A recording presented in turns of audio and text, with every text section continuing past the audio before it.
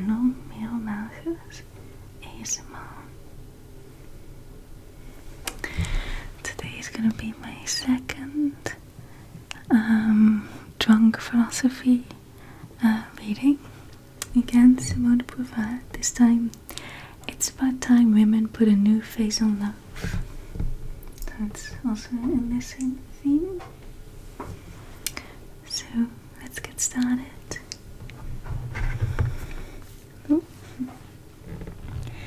It's about time women put a new face on love. They are becoming both independent and responsible, active builders of the world. But this metamorphosis still causes dismay. It still kinda does. Still haven't looked up when was this written or whatever. 1,000 prophets mutter that they will drag love to its ruin, and with it all poetry, illusion, and happiness. Until now, civilization has never known a love that was not founded on inequality. Women capable of genuine passion kneel worshipfully before their master, sovereign God. Again, we're not really talking about homosexuality here. This idea is so deeply rooted in men's hearts that if a woman does not lie prostrate at their feet, they fear that they may themselves be forced to play the ignominious slave. Definitely know what that means. The myth of the patient Griselda has been replaced by that of the praying mantis. Praying is written with an A, so it's mantis that's praying. That's so cute. The one gives, the other exploits. The gift that the first showers upon him are a burden. Still not good enough. Our women freaking worship the husbands. In mouth burp. Women freaking worship the husband. It's still a burden. That's why you should always go gay. If you can, go gay. And the second succeeds in wringing profit from the male only through submission to him, both a parasite who camouflage each in their own way their dependence. Is it not possible to conceive a new kind of love in which both partners are equals, one not seeking submission to the other? This is actually interesting. We had a tutorial where we kind of all took together, all students together, and we were talking, is love still, often based on inequality? And we all kind of thought yes, except for the men. So most of the people in the group were women, and everyone was like, yeah, in a heterosexual relationship, there's still this inequality, like the shadow of patriarchy that lingers. So not necessarily that the man does feel himself to be superior, but it's kind of, ingrained in our minds, and therefore love can still not be genuine. And that was the conclusion that all female students came to, and none of the male students believed it. So that's kind of really interesting how this is not a scientific experiment. It was just my experience of our group of students. But it's interesting how all the women still identify with this and the men don't really see it. But anyway, freaking wait, can I enhance this? No, I can't. Wait, I'll see if I can show you. The praying mantis. It's a mantis. It's praying. That's so cute. I'm seeing it with, like in my third eye right now, and it's a really cute image. Anyway. Or in the society of the future, will there only be room, as so many claim, for comradeship, in which sex occurs only at absolute need? Which I personally wouldn't mind. It seems to me that the privileged wall of love does not depend on this or that superficial structure of society. A much more fundamental explanation may be found in the ambiguity of human nature. Every human being has a double nature, one he shares with his fellows. It is the one that spurs him on and looks to the future. It defines his ambitions, builds, acts, the go-getter. It stands out from what others have done through results obtained, but each of us possesses another singular nature. It is locked within an envelope that belongs to no other, within a unique life bounded only by irreparable death. Humanity is only worth its salt when it brings together these two natures. Again, Simone de Beauvoir, maybe she does in any other writing, but here she doesn't really. English is hard right now. Doesn't really support this claim with any arguments. It's just like, yeah, we have these two natures. Duh, everyone knows that. And of course, what is she saying? Humanity is only worth its salt when we bring both together. Duh. I don't know, you just have to go with it. Deprived of mass effort and ambition, man would be no more on this earth than one animal among others, an insignificant accident. Humanity, the sum of these zeros, would itself equal zero. Yet if one were to prize only acquisitiveness and a far future, if one were to attach no meaning to the individual, the value of man as a whole would be cancelled out. In order to believe in the importance of the world and his own place in it, each must find himself in his work and in his individuality, as a minute particle of humanity and as an irreplaceable being. And it is love, given and received, that will be the most powerful aid in bringing about this paradoxical synthesis. She says his when she means both men and women, which isn't weird, but it is kind of strange if you're a feminist writer. I don't know why she does this. There's a love denounced by every age as sterile, the one that freezes lovers in mutual absorption. Separated from those around them, indifferent to the future, the past sinks into an egotistical and empty solitude.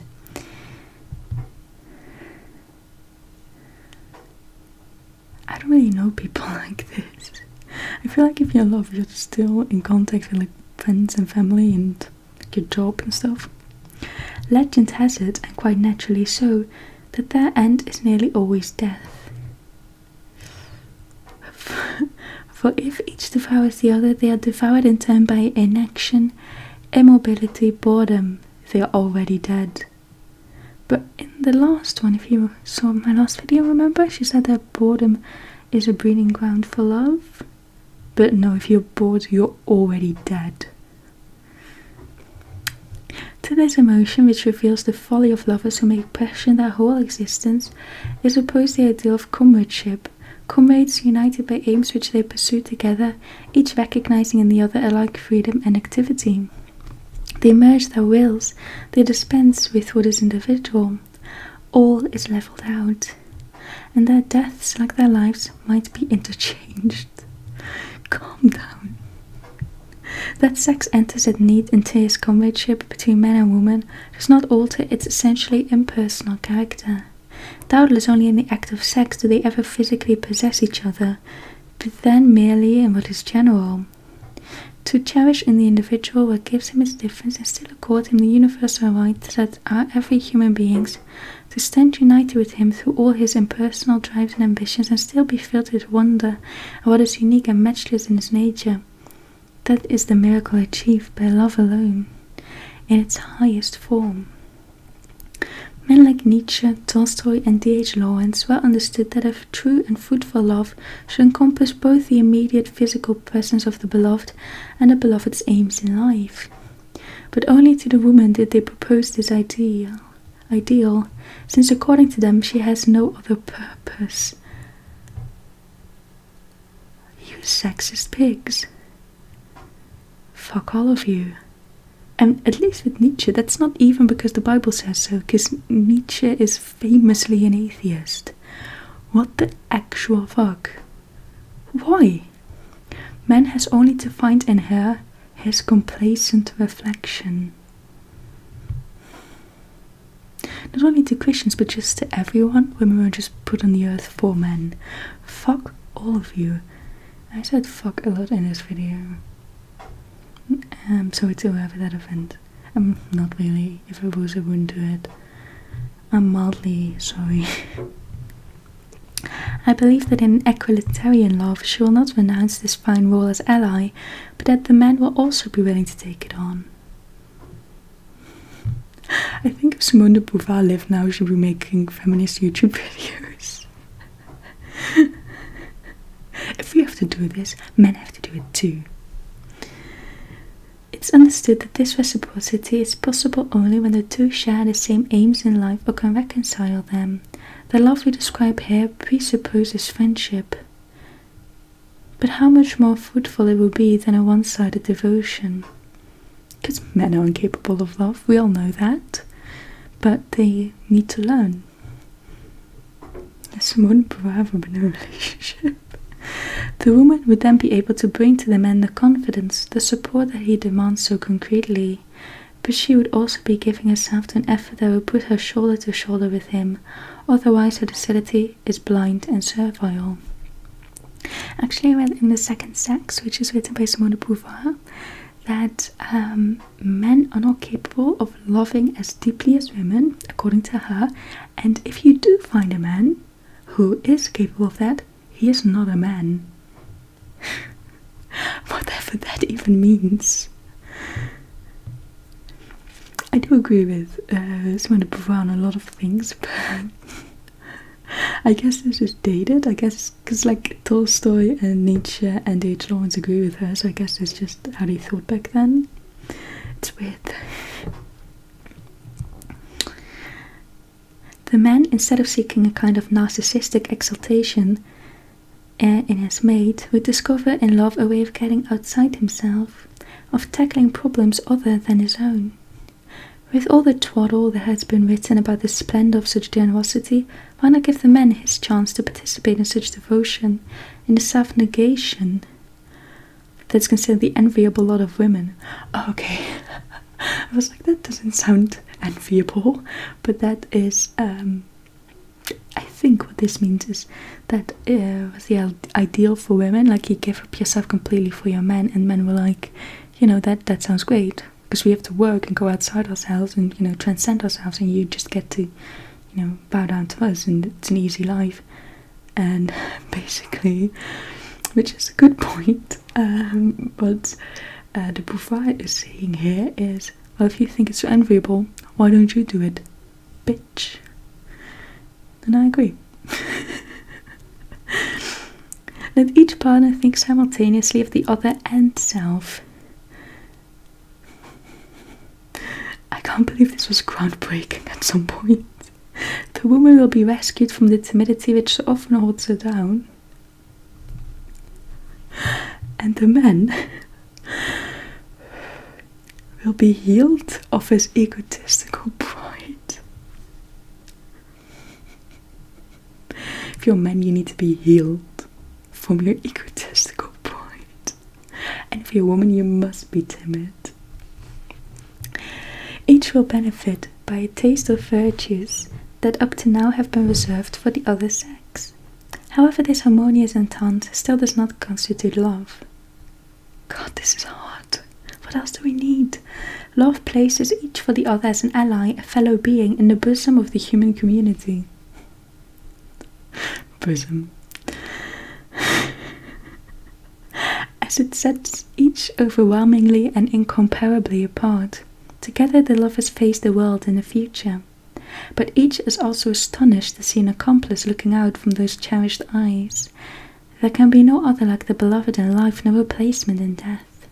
It is this love that is the most complete relationship possible with another person, to see him both in his impersonal activity and in his irreplaceable reality, as a builder and as an object, as all that transcends himself and as finite creature. If woman becomes for man his veritable equal, she will feel no less the need to be thus marvellously confirmed within and to confirm with her love the one whose love crowns her. As we have defined it here, love may be platonic as well as sexual. It suffices that the presence of the beloved be revealed in what is unique, contingent, and pathetically perishable. This revelation may operate in more than one way. Nevertheless, the fact remains that sexual attraction is the more usual instrument. So, I guess, asexual relationships also are not possible. Asexual relationships will not work. I have lost Wi-Fi again. Annoying as shit. Means I have to edit.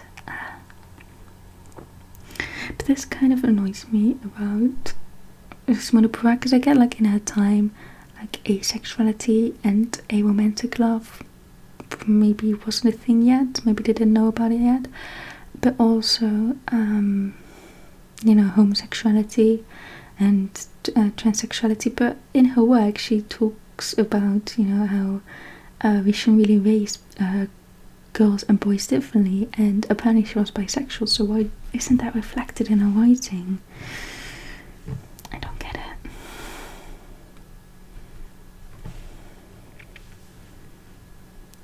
Anyway, let's see if I can get back. Oh, yay, I'm back.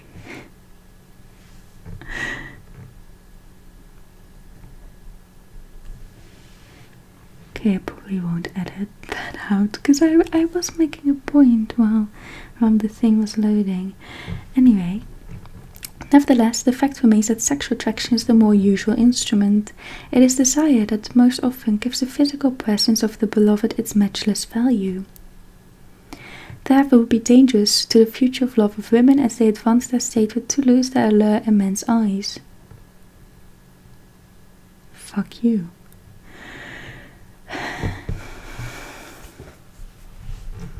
Men have lost their allure in my eyes a long time ago. At this point, the prophets of woe wail most loudly, femininity will be lost. Femininity will be lost.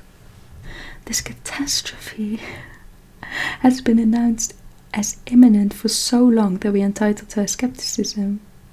Yeah, you know the people who are saying this now? People have been saying this for hundreds of years. It may be that the attraction of one sex for the other has profounder causes than the rustling of a petticoat, the shape of a boot.